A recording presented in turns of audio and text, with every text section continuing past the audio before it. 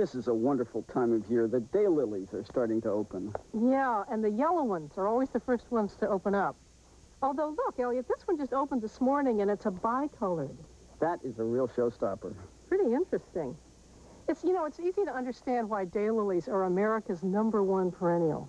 I'm Barbara Damrosch. And I'm Elliot Coleman. And if you'll stay with us for the next half hour, we'll give you tips on growing daylilies. And we'll visit a daylily nursery where dozens of daylilies are in full bloom. On Gardening Naturally.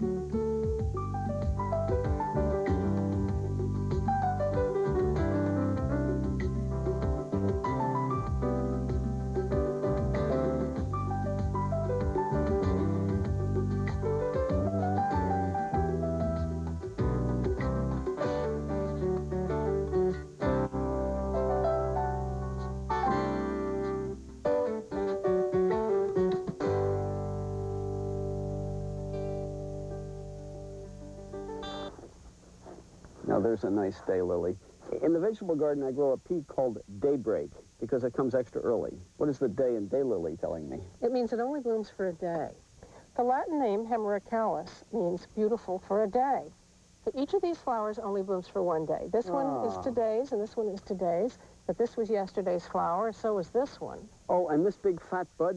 Exactly.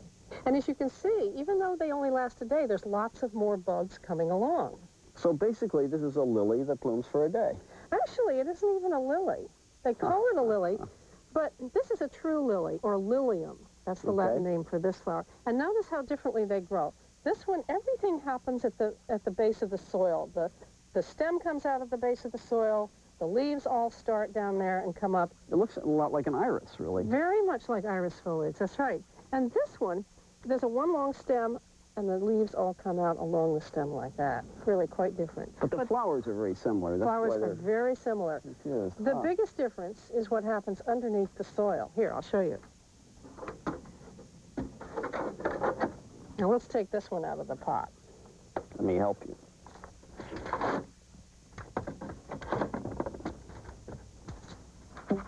Okay, take away the soil. And we'll take a look at the root system. We've removed all of the soil here, and you can really see what's going on with this plant. It has long, finger-like, fleshy roots that all come out of that same growing point right there, just the way the leaves do. Whereas the lily here, it has a tangled mess of fine roots, but here, where we've removed some of the roots to show you what's inside, there's a bulb with overlapping scales, very similar to an onion bulb. Boy, the difference is very evident now. Would this be planted like any other bulb? Sure, just like a tulip or a daffodil. Now, this would be planted somewhat differently, as we will see later. One last question. How wide is the range of flower sizes and colors in daylilies? They're all different colors of daylilies, lots of different sizes and different flower shapes. And I know a great nursery in Connecticut where we can see all of that.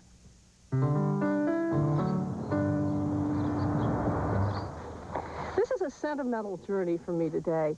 I've come to visit my old friends Lee and Diana Bristol at Blooming Fields Farm in Gaylordsville, Connecticut.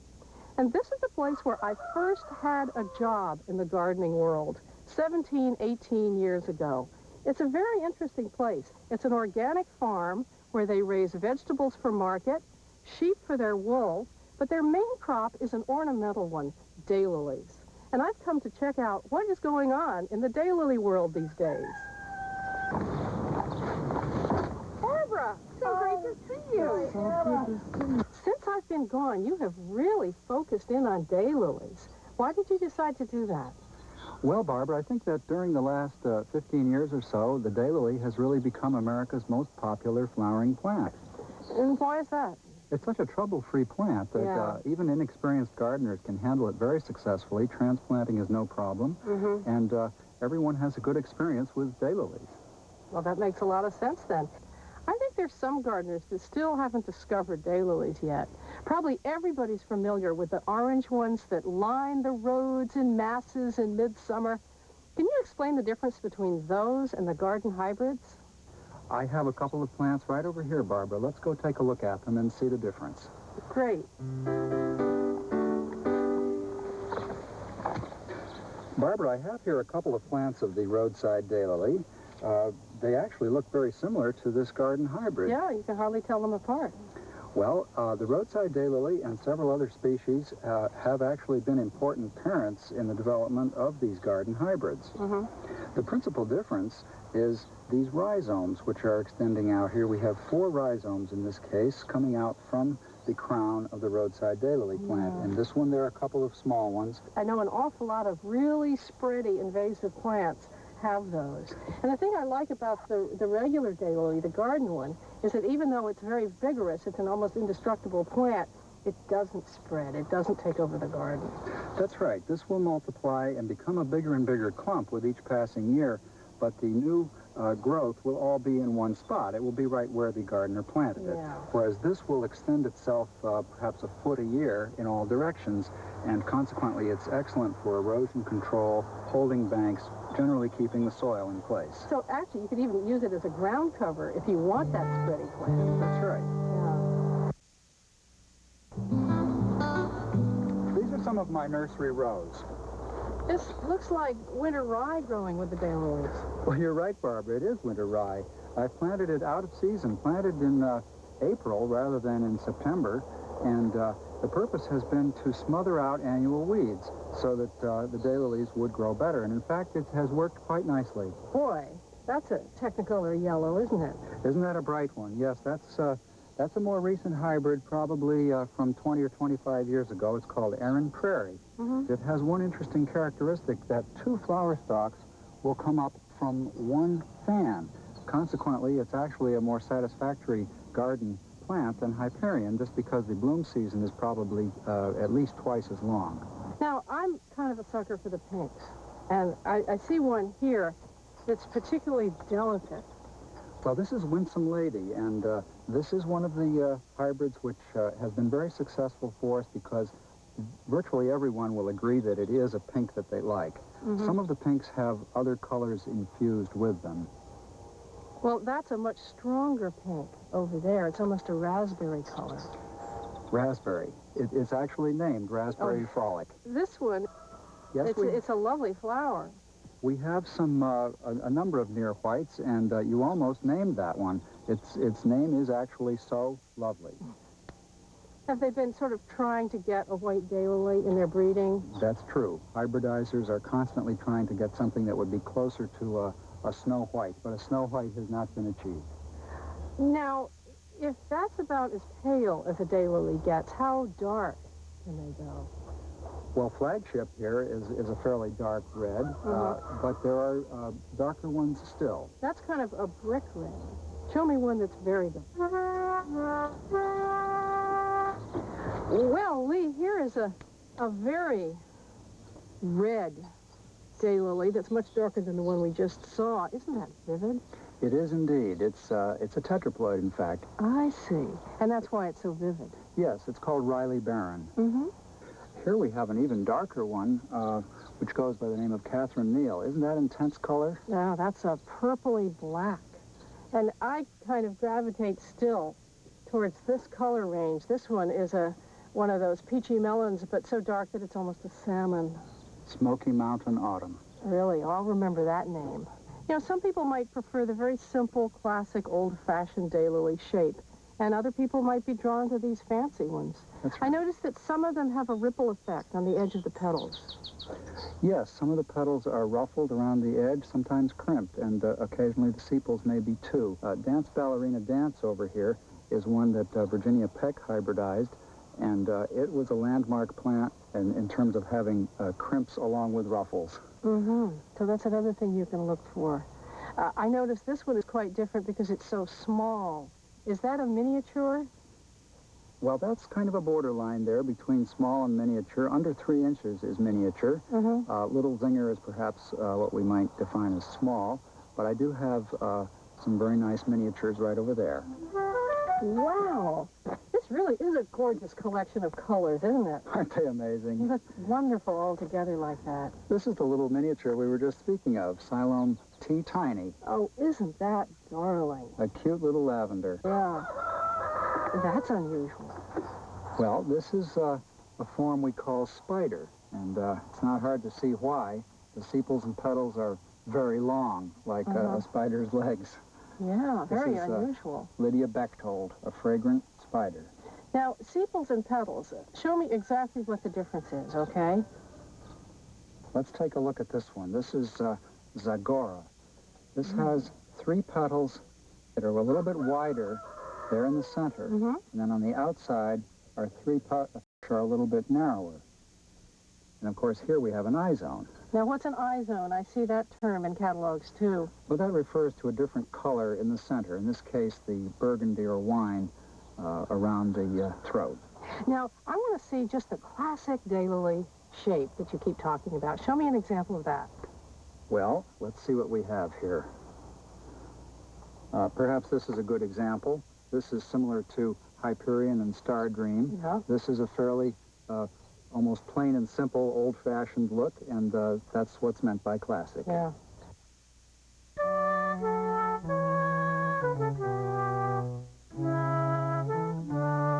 When you're shopping for daylilies, you may sometimes be told that a certain daylily is a tetraploid. Well, this is a fairly recent development in daylily breeding. A tetraploid is simply a daylily that has twice as many chromosomes as a regular daylily or a diploid. This is a diploid, this is a tetraploid. Tetraploid tends to have more of everything. It has a stiffer stem. Look, that's about twice as thick as this one. It may have bigger leaves. It may have a larger flower. Very often, if you feel a petal, it'll be thicker. And very often, it'll have a more vibrant hue. You'll be able to see it from much further away, and it'll really stand out in your garden. But this doesn't necessarily mean that it's better. Even though these are very, very popular right now, some people like the simple, old-fashioned classic shape, such as this one here. One of the advantages is that when the wind blows, it'll have a nice play to it, almost a more wildflower feel than this one. But you really don't have to choose. You can have them both.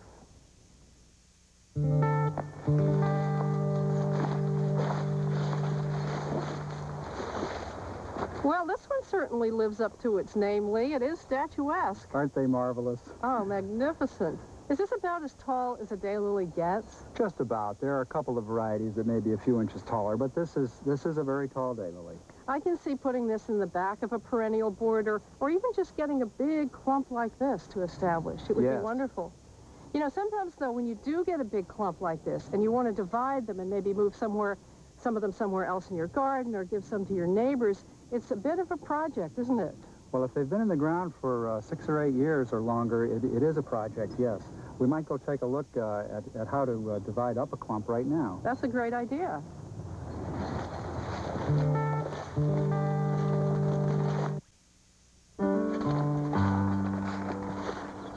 This is a daylily clump that's about 5 or 6 years old, and I'm going to dig it out of the ground and divide it. I'm going to begin by cutting off all of the leaves and flowers.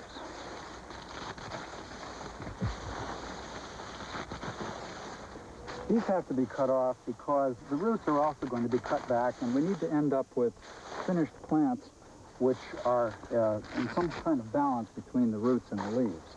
That makes sense.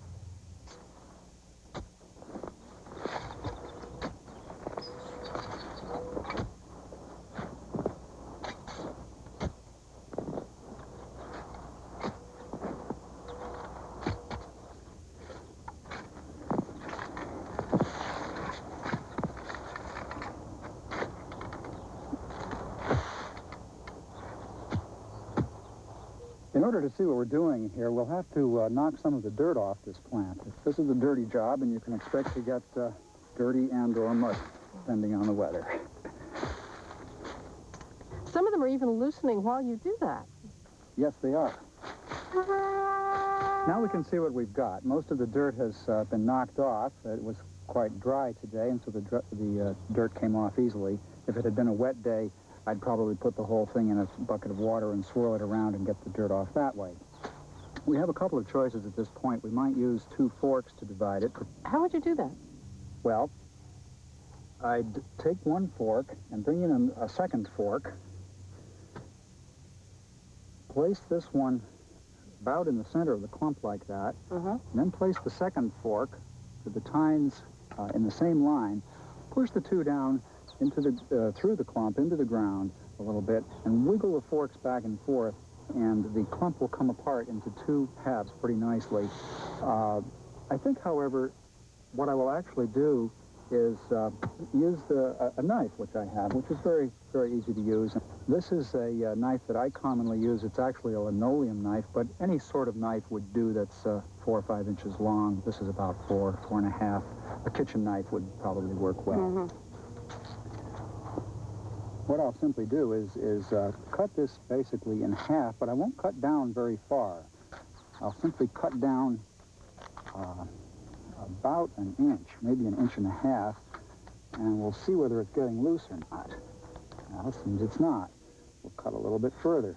The roots are very intertwined over a 6-year period. And you'll have to sacrifice a few, but... We're cutting a few roots. Mm-hmm. That's right.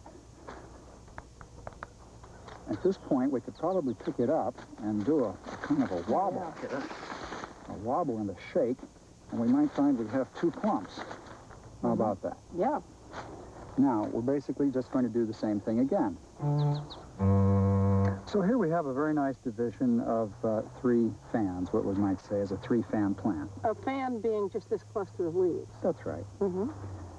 Now here we have 5 fans, and that presumably could be divided into 3 and 2, perhaps. Mm-hmm. In fact, it looks as if this is going to almost fall apart here. Right. Seems we have one resulting with quite a good amount of root here that is also 3 fans.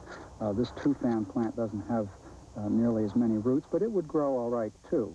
Mm-hmm. These could be divided further. In fact, this one is trying to fall apart. We might just see what happens if it does fall apart. Right. Seems we have a pretty good 1-fan division here and a good 2-fan plant there. So we could say we've got 4 plants right there, and the chances are we'd probably get 3 or 4 more out of the other half.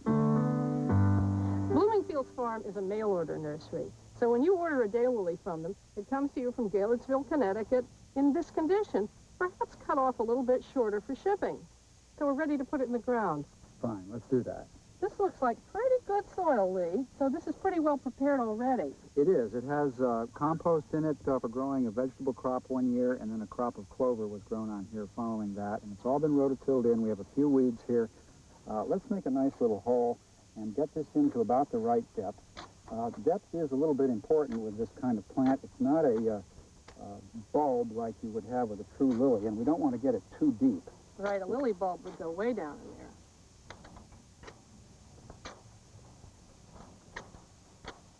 This will allow us to spread the roots out pretty nicely, I think. We'll firm this up just a little bit. Yeah, you've made a little cone in the bottom there. That's right. Let's see how it fits here.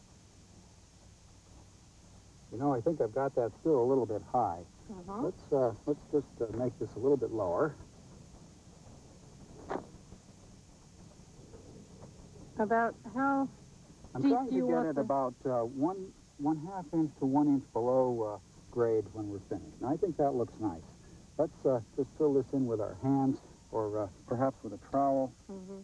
So it's the crown of the plant where the stem joins the roots that needs to be about 1/2 inch down below the surface. That's right. Yeah. Now let's firm this in pretty nicely. I think that's just about the right height. Well, that's all there is to it. Now, Diana has agreed to give me some advice on landscaping with daylilies, so I'm going to go see what she has to say. So, Barbara, this is my little special fun garden where I play with all sorts of things. I can see that. My favorite daylilies. We have lavandel and Catherine Woodbury and lullaby baby. You know, I love to put it against echinacea, daisies, phlox, loosestrife, broccoli. I do things differently every year. Well, that's the fun of it, isn't it? Absolutely. And you have lots of herbs in here. Right? I have all my great cooking herbs. Mm-hmm. Leeks, garlic, parsley, 4 different kinds of kale. In here, I love to put other daylilies to kind of sing out. Sure, they really light up that corner because the vegetables are so much green. And then you see those vibrant tones. I would never have thought of putting daylilies with vegetables. I wonder if Elliot would let me get away with that. He'd better. How do you like what Diana's been doing here? Isn't it something? It totally expresses Diana, and I just love it. I'm so glad you could be here with us today. I've just loved It's really seeing a all of pleasure. your gardens today and getting some good tips. And I want you to come up and see what Elliot and I have